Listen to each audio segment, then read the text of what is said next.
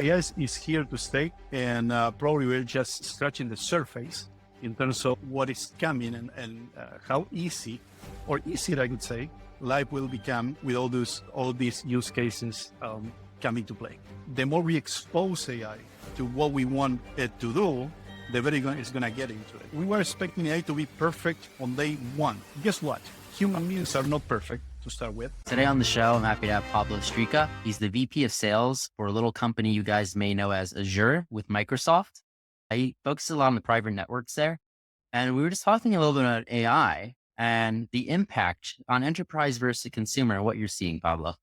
Thank you, Chad. Glad to be here. It's interesting to split the concept of AI between enterprise and consumer. So AI is happening right now. There are several use cases that we are all aware of, and not necessarily we see everything everywhere. In that regard, people is aware or it's already using ChatGPT or copilots in different shape or forms. But let me tell you that on the enterprise side, there's a lot of use cases, a lot of things that AI are doing for these enterprise customers that we as regular consumers don't get to see. From video analytics, imagine you have a camera and being able to detect trespassing on an airport without having anybody looking into those monitors 24/7, right? Imagine detecting hazardous situations in industrial plants. That's a use case that we as consumers don't necessarily see it, right? Still, it is happening. So the point made here is that there's a lot of things coming on AI, right? Many of those things are going to be somehow a spin-off of what we see in the enterprise space. And more we're going to see consumer use cases beyond the ChatGPT, beyond the copilots, right? They're going to enhance our lives, right? So AI is here to stay, and probably we're just scratching the surface in terms of what is coming and how easy, or easier I could say, life will become with all these use cases coming to play. Are you excited for AI to continue to improve? I am. And actually, what people sometimes forget is that AI is based on learning. The more it goes, the more it takes care of things, the smarter it gets, right?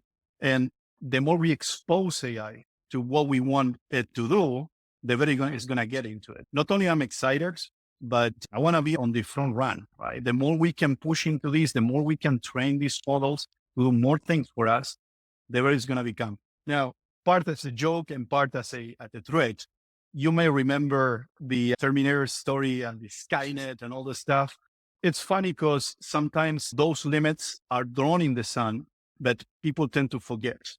Everything that the industry is doing right now, it's all about limiting where AI will get, so not to get out of control, right? From diversity policy, there were many use cases where AI was answering to certain questions with a bias, right? And from history and from race, religion, a lot of components in there, to much more complex things that we were expecting AI to be perfect on day one. Guess what? Human beings are not perfect to start with. Second, it took a lot of years to get to a knowledge base to where we are right now. AI will go a similar path, right? And it's a matter of time. So conclusion and my takeaway is, yes, I'm excited, right? And the more we use it, the more we train it, the better it's going to get. Now, is it going to replace us? Probably certain jobs, certain things are not going to be there as we know them, right? But there's going to be many other things that are going to be open due to the effort that AI is going to bring. Yes, I'm excited. And I really want this to be more and more part of our daily lives. Yeah, me as well. I'm of the opinion that it'll make things better and that a Skynet won't happen, but we'll see. 100%. So throughout your career, it's been really important that you've surrounded yourself with the right people. So what's your thoughts on that?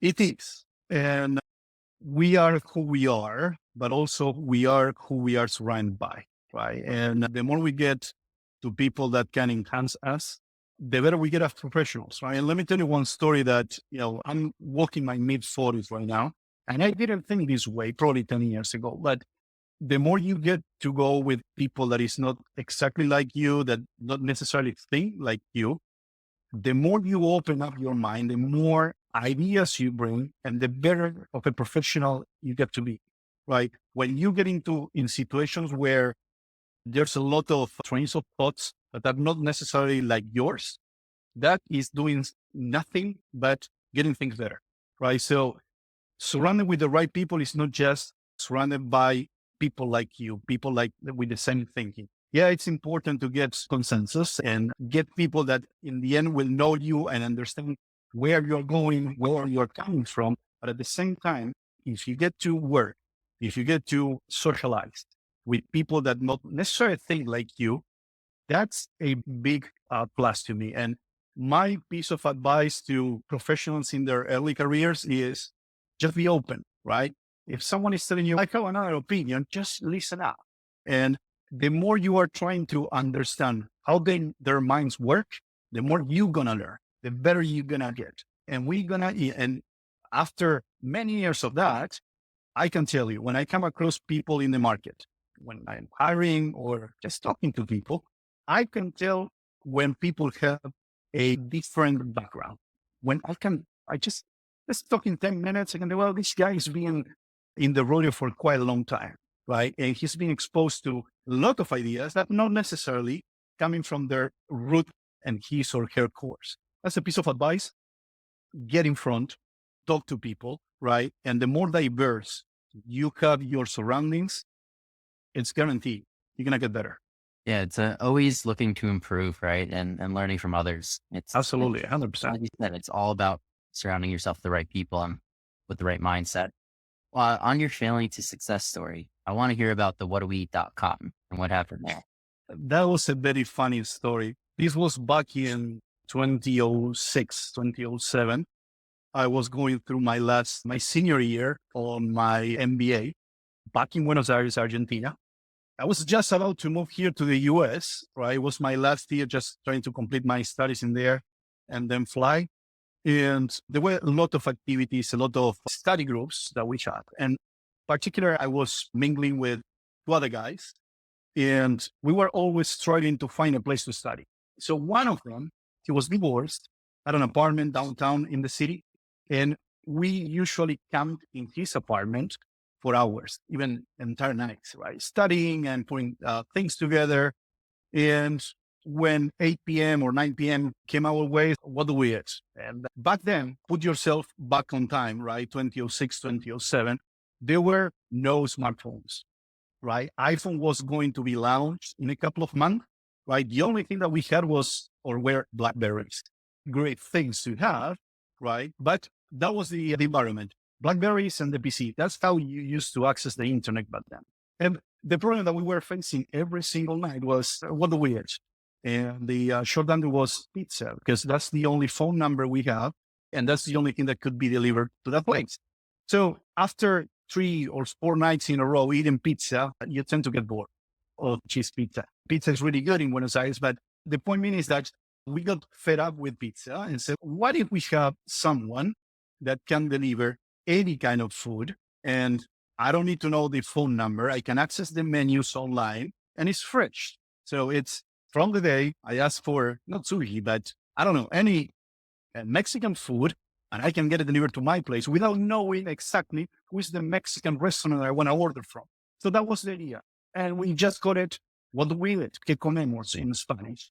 So we put together this analysis, this study. We wrote a lengthy document, right? And we presented this work to our thesis director, right? Because we were running on the last year and we need to present a project, right? As the last thing for the MBA, right? And we exposed this is the problem that we are addressing, as I just mentioned, right? And the idea is that we have an e-commerce platform, basically a web page, but then there were no apps, right? Where vendors or restaurants will push their inventory or dishes for the day, right? And then we have a community where they can go and order, and we will deliver that to the when I remember the first time we exposed this, the whole class was there, call it, I don't know, 20, 25 guys. And the reaction was, are you guys crazy or what?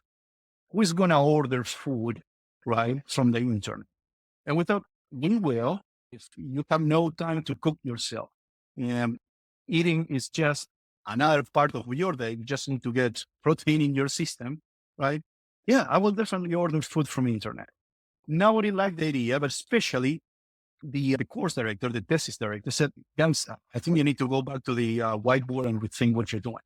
So we went back to the backboard, to the whiteboard, and said, we are still convinced that this is a good idea. So we ran a survey, right? With several, I don't know, I think it was like 5 or 7 questions, just trying to frame the market that we were trying to target, right? How much they were willing to pay for getting food delivered to fresh food delivered to their home, and the diversity. It was not just pizza, right? It was whatever you want to eat. The results on that survey were really positive. So I think we found out that 75% of single people in their mid 20s could definitely order food from the internet. So we brought back these results a couple of weeks after, right? And exposed and said, look, our studies show that, yeah, there might be a market, right? And at that time, this particular school was offering some sort of funding or helping get funding for these projects, right?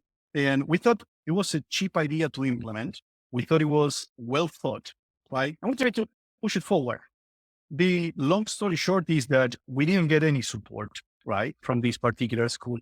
Probably the idea was a little bit too ahead of time, right, on what we were trying to do, but we just put it out.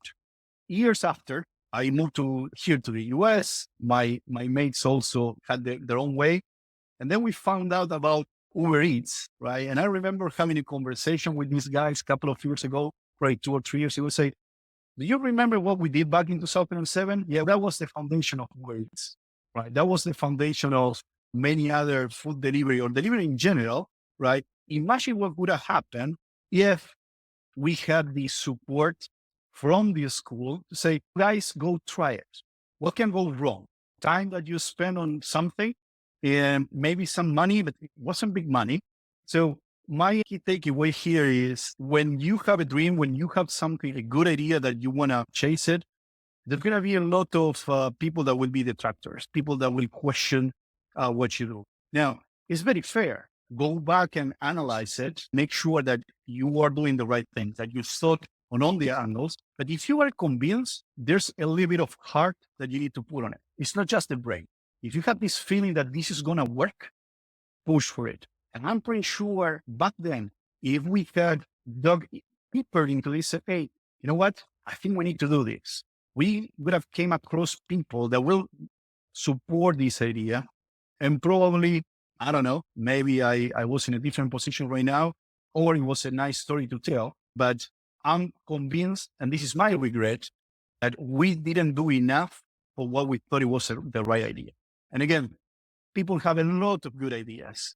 Unfortunately, you cannot register good ideas. You need to make them happen, right? And for them to happen, it's you on the front end carrying the flag, but it's also what you asked before. That people that surrounds you, that people that gets you into the environment, those are key, right? And my advice is just don't give up. Just don't give up, right? If you are convinced, push it. You're going to find the right support if you push hard enough. I just pulled up some data. Seamless was formed in 1999, Grubhub in 2004, DoorDash in 2013, and Uber Eats in 2014. Yep. What can we could have been on that list for sure. You were right in that time zone. Exactly. Exactly. It was fun. I can say that now looking with the guys back on there, they didn't know, right? It was just an idea. I'm pretty sure that these people were used to see a lot of creative things going on, right? Very hard to see what's in there, what not. And by the way, we didn't know anything about how smartphones, iPhones, and Samsung S1 back then would have done for this market, right? That wasn't in existence back then. So it was just a web and a BlackBerry. So I get it, right? There were many things that nobody knew, but I remember like if it was today, we were convinced about this, right? And we were convinced that food can be delivered fresh, right? And people would definitely order something like this online. Back then, the only thing that we used to buy online, chat, was books. Guess from whom? Yeah, those guys. Amazon. Absolutely. And they were perfect, right?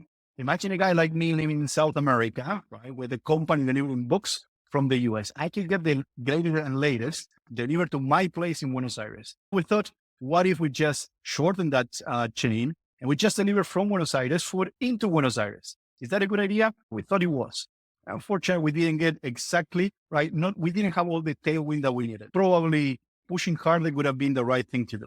It's good you landed on your feet. Now you're working with Microsoft. So, Yes. and if any of our listeners want to get in touch with you, Pablo, learn more about either what you're doing right now at Microsoft or anything else, how could they reach out?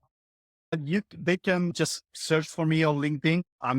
I think I will stand out in there. I'm pretty vocal. I express my opinions with posts and things in there. If not, just drop me an email, pstrika@gmail.com. Pretty easy. P as in Pablo, Strika at Gmail, right? And happy to get conversations going.